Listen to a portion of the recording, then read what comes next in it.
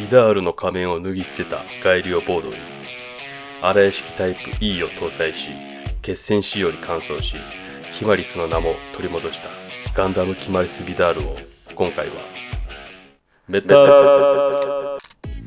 どうもダーティーです。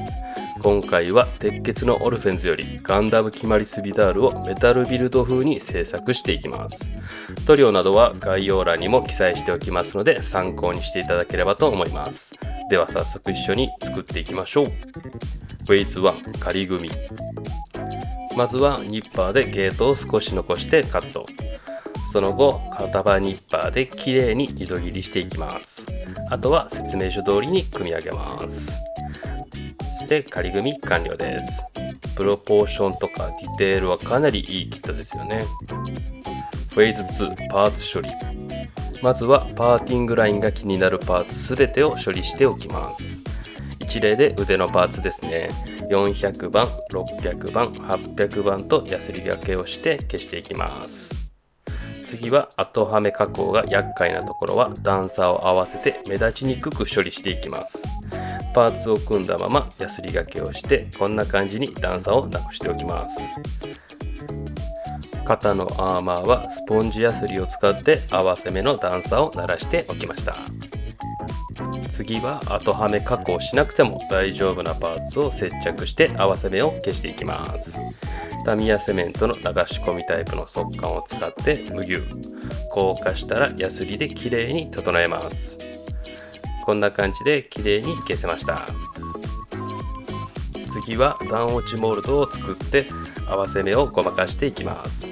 まず段落ちモールドにしたい箇所に 1mm のプラ板を挟みます。 0.4mm のタガネを使ってプラ板に沿わすようにタガネで筋彫りしていきます。今回は肘のアーマー部分にだけ段落ちにしています。反対側からもタガネで彫っていきます。仕上がりはこんな感じです。次はシャープ化ですね。まずは頭部の角とトサカのような部分をヤスリを使ってシャープ化します。こんな感じにトゲトゲにしています。 V アンテナも同じようにシャープ化しています。あとはサイドスカートはスポンジヤスリを使ってシャープ化して、武器の刀もヤスリでしっかり鋭利な刃物に仕上げておきます。フェーズ3塗装。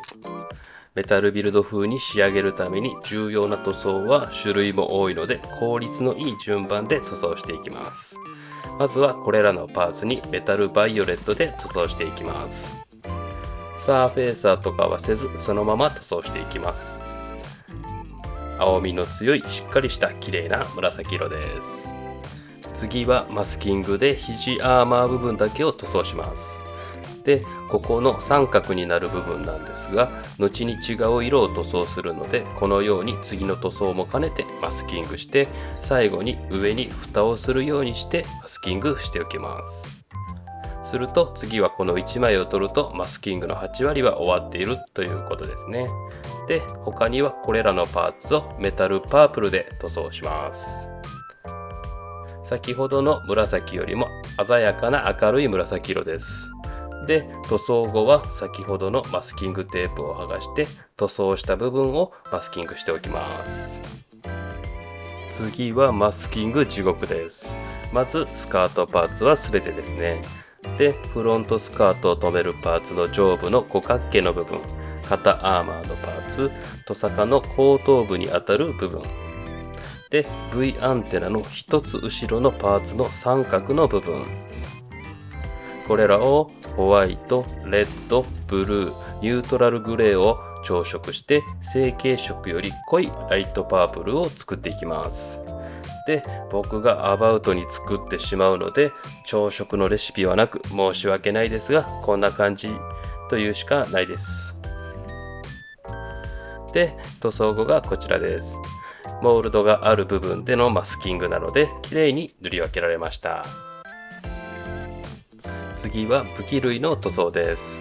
ドリルランスの黄色いパーツは底の部分だけでいいので上側はマスキングしています。本体もドリル部分は違う色で塗装するのでマスキングしています。刀はマウント用の穴が開いているので、マスキングで太らせたランナーを刺して持ち手をつけます。で、これらをガイアノーツのガンメタルで塗装します。隠蔽力のある塗料なので同じ色合いでしっかり仕上がりました。刀は後に塗装が残っているので、ランナー棒は刺したままで置いておきます。次はこの膝の部分以外をマスキングしていきます。まずはマスキングテープを貼って毛書き針でシルエットをはっきりさせます。その後デザインナイフで丁寧に切り取っていきます。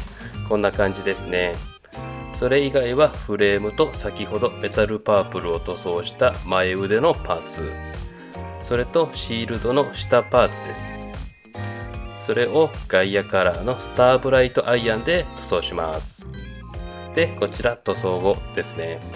腕の合わせ目の部分、膝先の一部分、ボディパーツは関節のポリキャップごと塗装しています。次はドリルランスのこの一段根元の部分だけをマスキングしてカッパーで塗装していきます。で、こちら塗装後です。ここもモールドが入っているのでドリルの根元部分だけを塗装しました。その上をガイアカラーのスターブライトシルバーで塗装します。で、塗装後です。いい感じにガンメタル、カッパー、シルバーと別パーツ感が出て情報量が増えました。次はフロントスカートを留めるパーツの下の部分以外と足アーマーは膝先だけをマスキングします。あと V アンテナは真ん中の部分以外もマスキングしておきます。それ以外はこれらの黒いパーツですね。これらをメタルブラックで塗装します。で、こちら塗装後です。落ち着いた雰囲気のいい色合いの塗料ですね。フロントスカートのパーツはこの下の部分にだけ塗装して、V アンテナは本当に小さいんですが、ここに塗装しています。次はシールドのスラスター部分にマスキングしていきます。完全に覆うようにマスキングテープを貼ってデザインナイフで慎重に切り抜いていきます。こんな感じにナイフの刃の角度さえ気をつければ綺麗に切り取れます。あとはドリルランスもマスキングしています。サイド部分も少しあるので忘れずに。ドリルランスの方針部分とフロントスカートの上の一部分、それ以外は黄色のパーツすべてですね。で、細かいパーツは割り箸に両面テープを貼ってそこに貼り付けておきます。これらすべてにまずホワイトのサーフェイサーを吹いていきます。スラスター部分が奥まっているのでしっかり塗装しておきます。で、メタルイエローをサーフェイサーを吹いたパーツすべてに塗装していきます。隠蔽力がないわけではないのですが、下地の影響が出るので、ここだけはサーフェイサーをしてから塗装してメタルイエローの色合いが変わらないようにしています。フェーズ4部分塗装。もう少しだけ筆塗りで塗装していきます。まずツインアイから引き続きメタルイエローでしっかり乾燥させてからエナメル塗料のフラットブラックでツインアイの周りを塗っていきます。再び乾燥後エナメル溶剤ではみ出した部分を拭き取っていきます。次はこれらのフレームのシリンダー部分や関節部分をスターブライトシルバーで筆塗りしていきます。まずは円形状に塗っていきます。ここも溝を一つずつ丁寧に塗っていきます。まずはこんな感じにシルバーを塗装しました。肩のシリンダーはサイドの少し出てる部分をシルバーに塗っています。その後カッパーを塗装します。シリンダーの下の部分、関節部分は中心の丸部分に、肩のシリンダーは中央に塗装しています。次はメタリックレッドを使って動力パイプを塗装します。足のふくらはぎの部分と腕は裏側はアーマーで見えなくなるので上側の方だけで OK です。あとは刀の柄の部分も少し赤を塗っています。次はスカートのパーツとシールドのパーツの裏側がかなり寂しい状態なので、水性塗料の黒鉄色で塗装します。筆塗りでもいいですし、エアブラシならマスキングしてからの塗装になります。こんな感じに真っ黒にしています。フェイス5墨入れ。エナメル塗料のダークグレーで一部のパーツを墨入れしていきます。まずは頭部のトサカ部分、足先のパーツのモールドに3点、あとはこれらのパーツです。シールドの上部分のモールド、シールドの下パーツのモールド、ボディパーツの胸のモールドを左右両方、肩アーマーは前後左右4パーツともです。頭部のヘルメットのモールドにも墨入れしました。フェイス6デカール貼り。では情報量追加の簡単アイテムデカールシールをガンガン貼っていきます。まず鉄血のオルフェンズのギャラルホルンやセブンスターズの家紋のデカールがあるので、これは必須ですね。ボードウィン家の家紋スレイプニルは付属のシールの保管もしてくれています。で、あとはこんな感じに貼っています。今回メタルビルド風ということで、バンダイさんのメタルビルドの商品画像を参考にそれに似たデカールを選んで貼っています。デカールでさらにグッとメタルビルド感が出てきます。で、デカールが貼り終われば半光沢のトップコートを拭いておきましょう。ファイナルフェイス組み立て。で、こちらトップコートを拭き終えた後ですね。では、いよいよお楽しみの組み立てです。サクッと組んで、では完成です。どうぞ。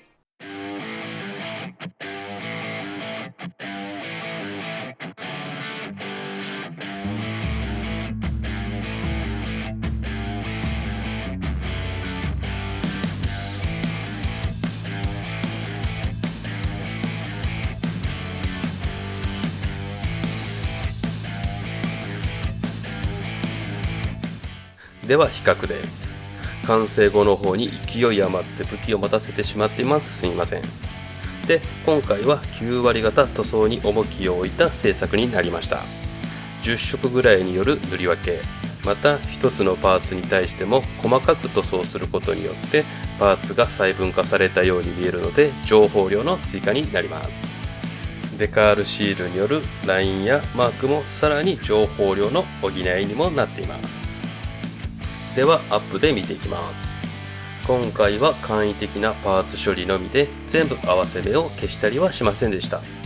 そもそもキット自体のプロポーションやディテール、パーツ分けがいいので今回のようなメタルビルド風仕上げが成立しています。顔だけでも6色ですからね。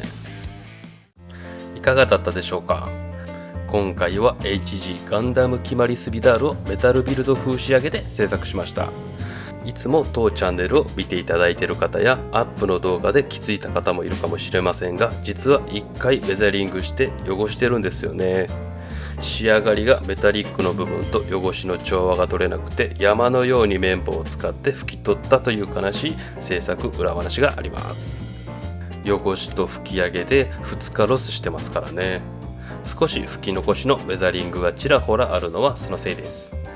最終的にかっこよく仕上がったのでよしとしましょう。で、もしこの動画が良かったと思っていただけたら高評価、チャンネル登録をよろしくお願いいたします。何か一つでもためになれば幸いです。ではまた。